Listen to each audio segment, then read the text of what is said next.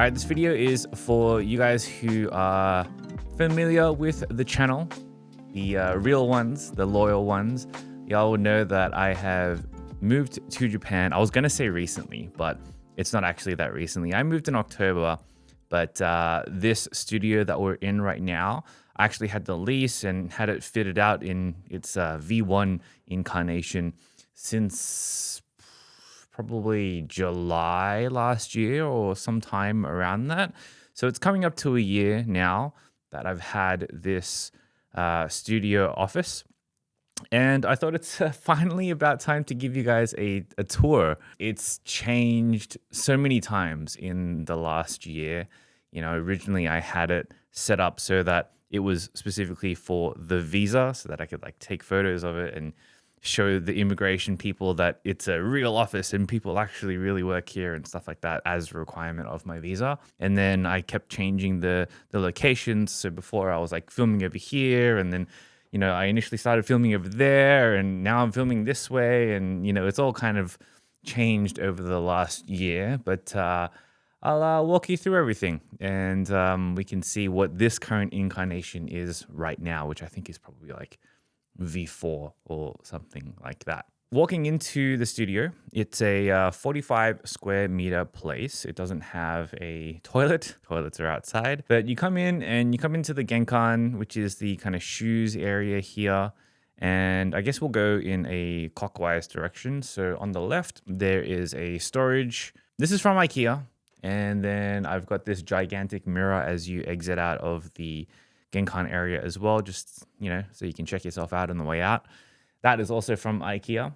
And then on the left, we have this little kitchenette kind of area. So I've got things like a microwave and, you know, stuff for coffee and tea and all the rest of it. Just very basic kind of setup for the office. Nothing fancy. So I'm not cooking in here. You know, I'm very, very close to many different convenience stores around here. So I usually get that or Uber Eats or something like that when I'm at the studio. Right next to that, I have the setup that is kind of a multi-function setup. So this desk is the overhead filming rig / my girlfriend works here sometimes, so that's why there's a monitor here on the left so that she can plug in / my friends also come here to co-work and stuff like that / I shoot my b-roll here. So it's kind of a do everything desk, and I have it on wheels so that I can move it around, and I have the Amaran F22C over the top to give it that top down lighting.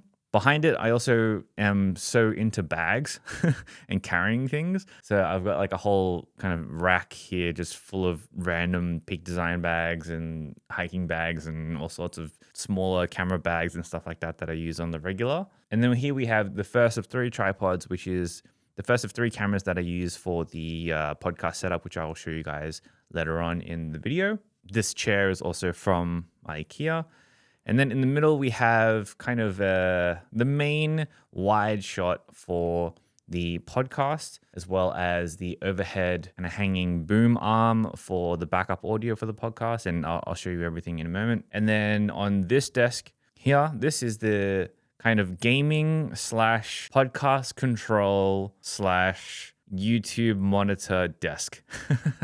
So from left to right, we have got the Rodecaster 2 controlling the podcast mics, and I use that also to control the audio for my YouTube videos and for when I'm gaming and I want to use the mic to talk to my friends and stuff like that, which is pretty much every time I game. Up here, we have the A10 Mini Pro ISO. I'll show you how this thing works in a moment, but this is basically to control all of the camera angles for the podcast. Next to it, I've got a gaming laptop. This is the Asus, I think it's the Asus ROG Strix 16, and it has a RTX 4080 laptop version graphics card in there, and it's just super fast, nice and compact.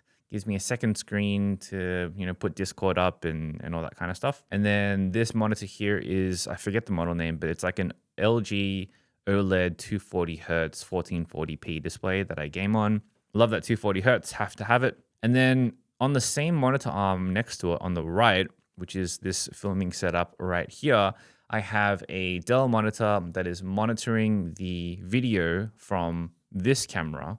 And this camera is it switches out actually quite often. At the moment, it's supposed to be for the guest side of the podcast. So this is what films the guests' shots. And so I'm currently shooting on the A1 on the 24mm G Master. This is my main YouTube shot, but it's also the guest shot for the podcast as well.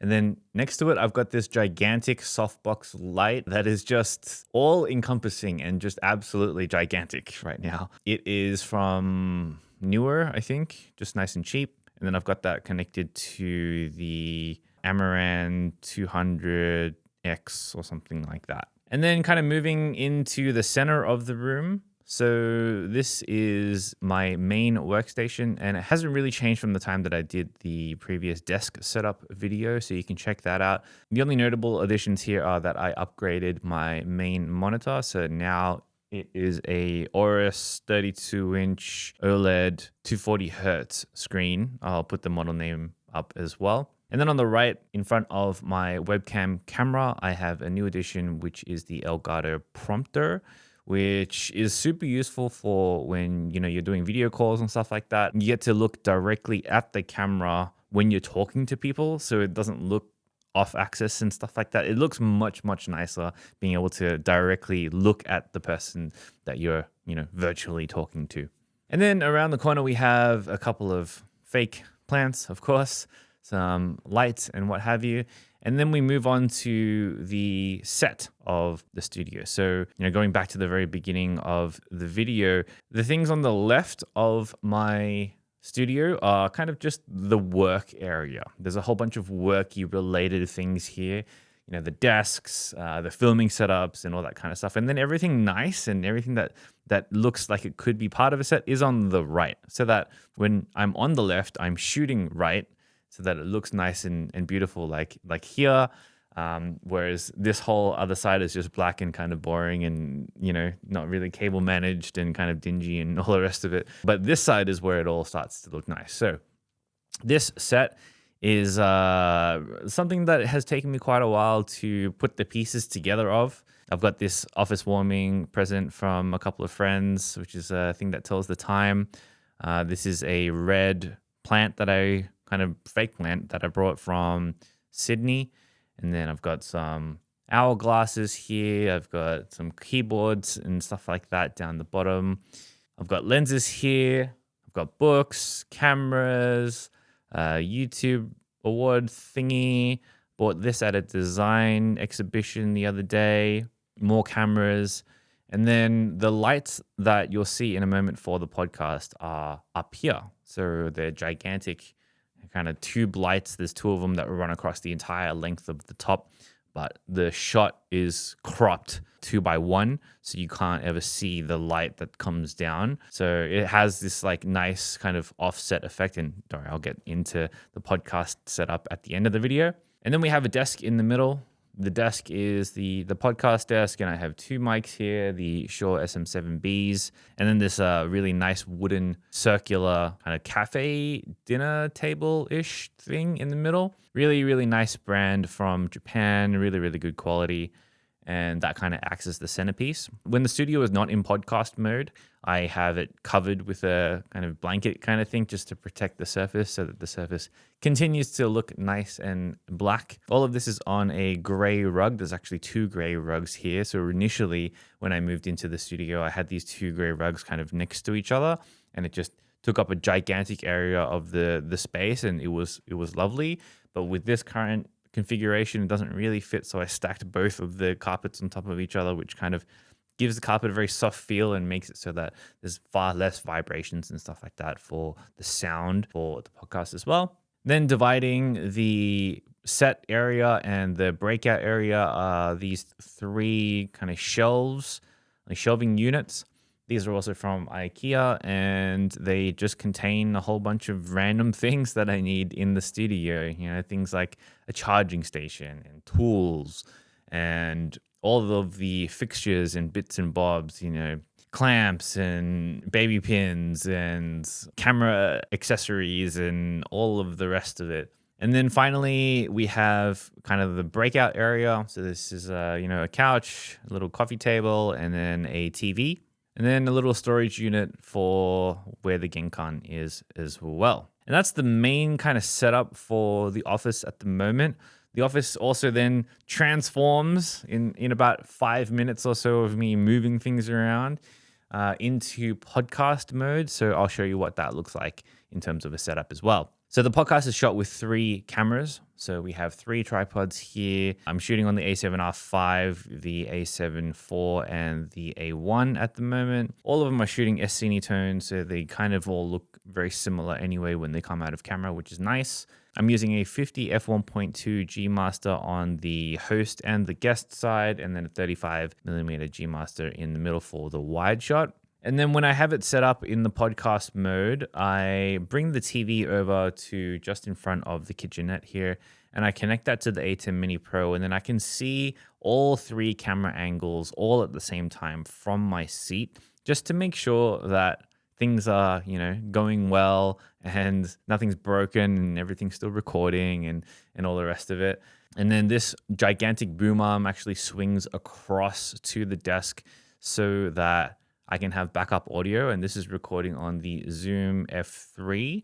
And this is just a different audio device just for backup audio, just in case. For the set, we can see the LED lights are on, and then I switch these 2 Amaran bulbs on the side as well. I tend to go for a pretty warm look just in general. Definitely a departure from my current photography style visual aesthetic, which is very cool a lot of the time. So on the podcast, I'm trying to go for a more warm feel or a cinematic feel. Everything's kind of like reverse lighting, and it just looks very intentional and very thoughtful, which is the vibe that I'm trying to go for, not only in the podcast in terms of the guests and the questions and stuff like that, but also in terms of the set design and stuff like that as well. And that's kind of it. Pretty fast run through of the studio. I am really enjoying it. This place is nice for a very first kind of office. My 1 year is coming up on this place, and the lease is for 3, but my apartment is for 2.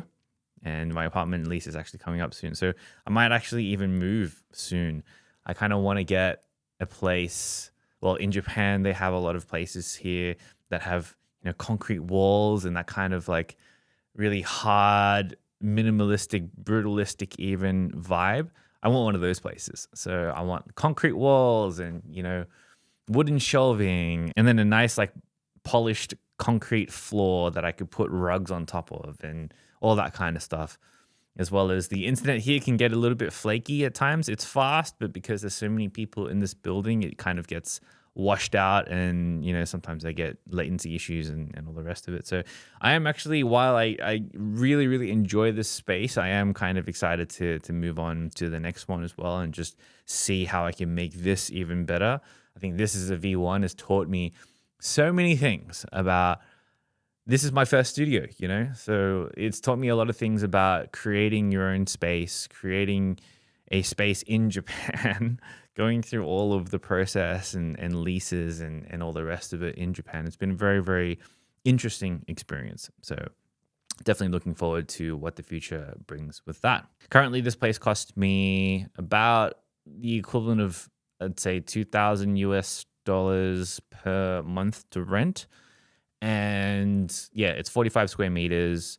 Doesn't come with a car park or anything like that, but it is in a very major city center, and is a stone's throw away from all of the action.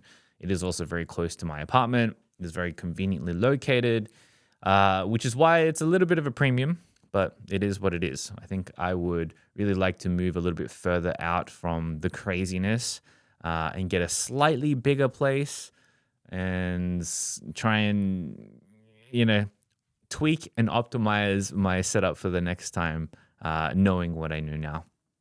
All right. What do you think? Let me know in the comments below. If you guys have owned your own studio and made your own kind of setups and stuff like that, or if you even have any inspirations that you could throw at me from your own setup that you think I might like or other people might like in the comments below, let me know. All right, hope you enjoyed this video, and I'll see you in the next one. But until then, get out there and make something that matters. Peace.